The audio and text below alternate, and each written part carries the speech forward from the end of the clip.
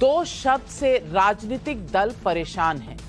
ये शब्द हैं काला जादू और रेवड़ी पॉलिटिक्स। इसी शब्द से आगे काला धन, काले कारनामे जैसे कई शब्द बांड अब चल रहे हैं। इस पर क्या हो रहा है, इस पर अभी बात करते हैं, लेकिन पहले मैं आपको एक तस्वीर दिखाना चाहती हूं।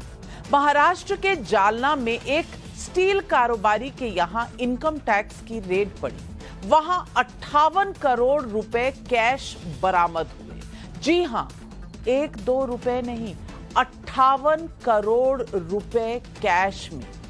और मैं हैरान हूं, पता नहीं आप कितने हैरान होंगे ये देखकर, क्योंकि आजकल तो छापेमारी में कुछ लाख रुपए मिले तो ये तो सुनने में भी नहीं मिलता। सीधा करोड़ों की बात होती है, और वो भी 50 करोड़, 56 करोड़, 58 करोड़, 100 करोड़, इस तरह से गिनती नोटों की दिखाई जाती है।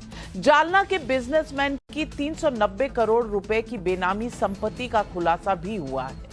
इस कारोबारी के घर जितना कैश मिला उसे गिनने में 13 घंटे लग गए।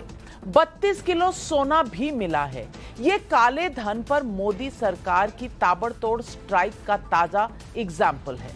अर्पिता पार्थ वाली स्टोरी हम आपको दिखाते रहे हैं।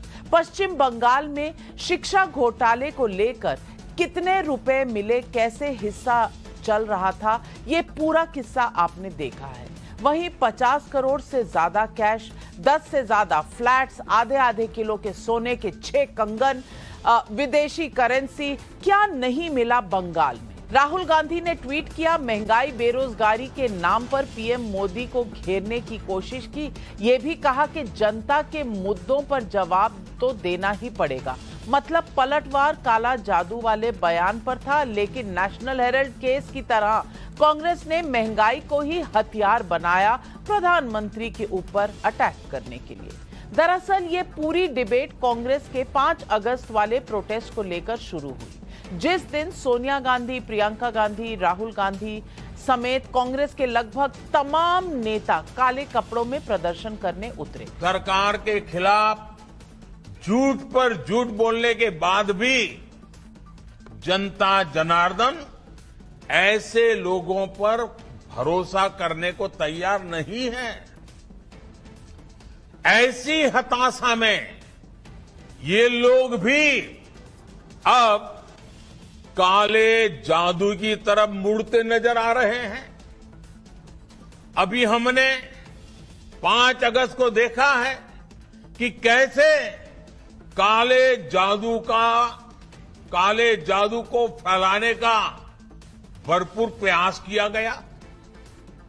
ये लोग सोचते हैं कि काले कपड़े पहनकर उनकी निराशा, हताशा का काल समाप्त हो जाएगा, लेकिन उन्हें पता नहीं है कि वो कितनी ही झाड़ फूंक कर ले, कितना ही काला जादू कर ले, अंधविश्वास कर ले, जनता का विश्वास अब उन पर दोबारा कभी नहीं बन पाएगा। प्रधानमंत्री की ये बात कांग्रेस को इतनी चुभी कि आज कांग्रेस ने मोर्चा खोल दिया। इंडियन यूथ कांग्रेस के ट्विटर हैंडल से एक के बाद एक कई ट्वीट किए गए, कई सारे मीम्स सामने आ गए। यूथ कांग्रेस के अध्यक्ष श्रीनिवास बीवी इस मुद्दे को काले धागे तक ले गए। उन्होंने पीएम मोदी के हाथ में बंधे काले धागे यानी कलावा वाली तस्वीरों को भी ट्वीट कर दिया। इस मुद्दे को लेकर कांग्रेस सांसद शक्ति सिंह गोहिल भी सामने आए, काले कपड़े में मोदी की तस्वीर दिखाई और इस पर रिएक्शन भी दिया। इसे काला जादू कहते हैं, इसे अंधश्रद्धा कहते हैं, इसे अविश्वास कहते हैं। और ये काले कपड़े पहन के, नदी में रह के, पानी में रह के, हाथ में माला रख के ये जो कर रहे हैं, ये खुदगर्जी के लिए इसको जादू टोना कहते हैं, इसे काला जादू कहते हैं। हमने तो ऐसा नहीं किया, ये मोदी जी कर रहे थे। 11 अगस्त 2022 यानी आज महाराष्ट्र के जालना में इनकम टैक्स का छापा पड़ा, जिसमें 58 करोड़ कैश जब्त हुए। 390 करोड़ की बेनामी संपत्ति का खुलासा भी हुआ।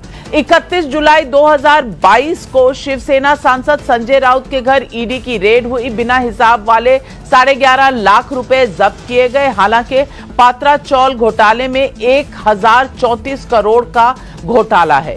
ईडी की जांच इसमें जारी है। जुलाई के महीने में ही पश्चिम बंगाल के मंत्री रहे पार्थ चैटर्जी के करीबी अर्पिता मुखर्जी के कई फ्लैट पर ईडी के छापे पड़े। 50 करोड़ से ऊपर रुपए निकले और कैश जब्त हुआ। 2 करोड़ 76 लाख के गोल्ड और गहने भी जब्त हुए।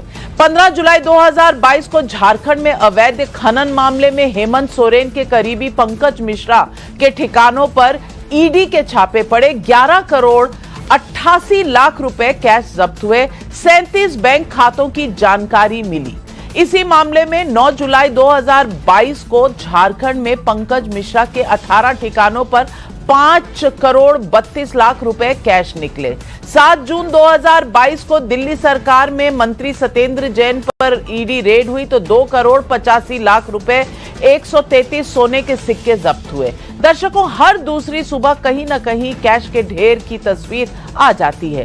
हालांकि मैं ये भी मानती हूं कि जितना एक्शन हो रहा है उससे कहीं ज्यादा होना चाहिए। काला धन इस देश के टैक्स पेयर का पैसा है। ये जहां भी हो उसे खोज कर निकाला जाना चाहिए और पब्लिक को इसका हिसाब दिया जाना चाहिए।